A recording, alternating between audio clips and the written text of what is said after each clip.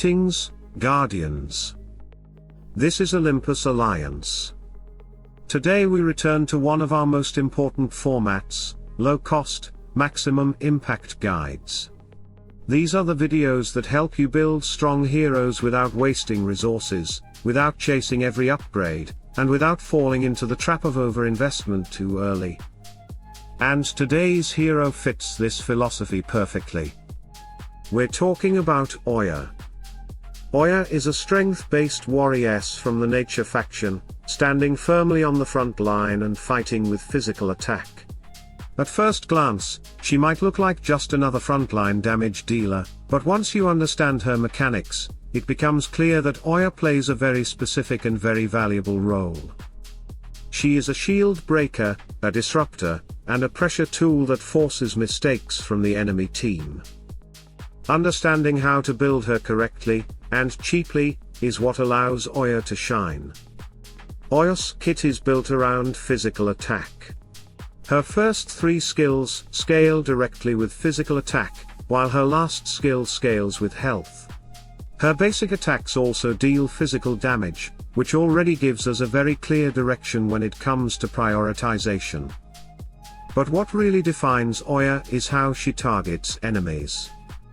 She doesn't just attack the front line. Oya actively targets shielded enemies behind the main tank, making her extremely effective against teams that rely heavily on shields for protection. On top of that, she can pull the enemy with the lowest health directly toward her, disrupting positioning and draining energy with every hit. This is pressure in its purest form. Enemies don't get to play comfortably against Oya. They are pulled out of formation, drained of energy, and punished for relying too much on shields or sustain. And on top of that, Oya interacts with critical hits, both physical and magic, triggering additional effects when allies heal or land crits. She thrives in chaos. But she only does that when built correctly. So let's talk about how to prepare Oya for battle at low cost, focusing only on what truly matters. We start with evolution. 5 stars are enough. Absolutely enough. Going all the way to absolute star is a long road, and Oya's stones are locked behind the heroic chest and special events. At low and mid investment, 5 stars give you everything you need to make her functional and threatening. Pushing further can wait. Next, artifacts, and this is where clarity matters. Your first priority is her Ring of Strength. This is non-negotiable. Strength increases her physical attack, her health, and indirectly boosts every part of her kit. This single artifact improves both her damage and her survivability, making it the most efficient investment you can make.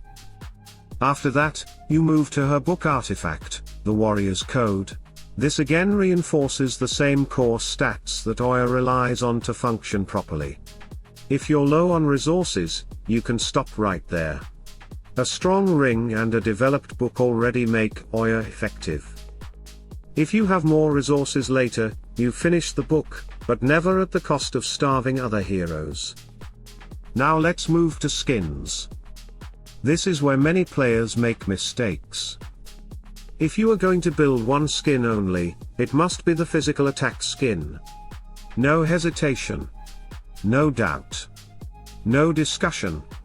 Physical attack is the stat that defines Oya's presence on the battlefield. It improves her damage, her shield breaking role, and the effectiveness of her first 3 skills. Once the physical attack skin is fully maxed, then, and only then, you move to the health skin. This improves her survivability and directly boosts her last skill, which scales with health. All other skins can wait. Strength, armor, crushing, all of them can wait. They are luxury upgrades, not necessities. Hero level is next. Oya must be taken to level 120. Not one level less. This unlocks Talismans, and Talismans are one of the most powerful low-cost tools in the game when used correctly. Oya has 2 Talismans. Her first one is obtained cheaply, and her second comes through VIP progression, making it harder to access early. Fortunately, her first talisman is excellent. The Talisman of Strength and Critical Hit Chance, available through the Eternal Frontier shop for 700k coins, is absolutely worth it. Strength increases everything Oya does, while Critical Hit Chance directly interacts with her kit, and her team synergy. This talisman alone can replace the value of 2 fully maxed skins if rolled correctly. Do not ignore it. Next, Sparks of Power. This one is simple. Max them. No hesitation. Sparks increase strength, health, armor, and physical attack, everything Oya wants. They are not slow to level, they are not expensive compared to skins, and they give enormous value. Skills come next. All skills should be maxed. Oya's kit relies heavily on skill levels to function properly, especially her control, energy burn, and shield breaking mechanics. Leaving skills underleveled weakens her entire identity. Now glyphs, and this is where we focus on efficiency. Ideally, all glyphs should be taken to level 40. That's the sweet spot where cost and power balance perfectly. If you manage your runic stones properly and spend them during the runic milestone event, this is very achievable. If resources are tight, focus on just 3 glyphs. Physical attack comes first, as it boosts her damage and her first 3 skills.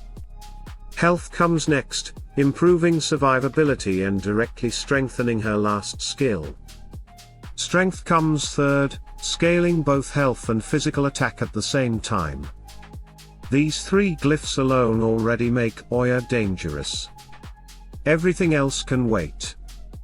When all of this comes together, something important happens.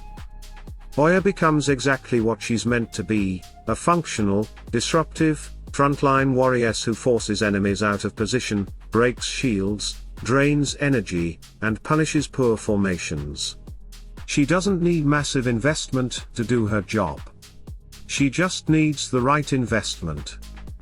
By following these steps, you build Oya at average or low cost with a fully developed physical attack skin, focused artifacts, maximum sparks, key glyphs, maximum skills, full hero level, and a powerful talisman.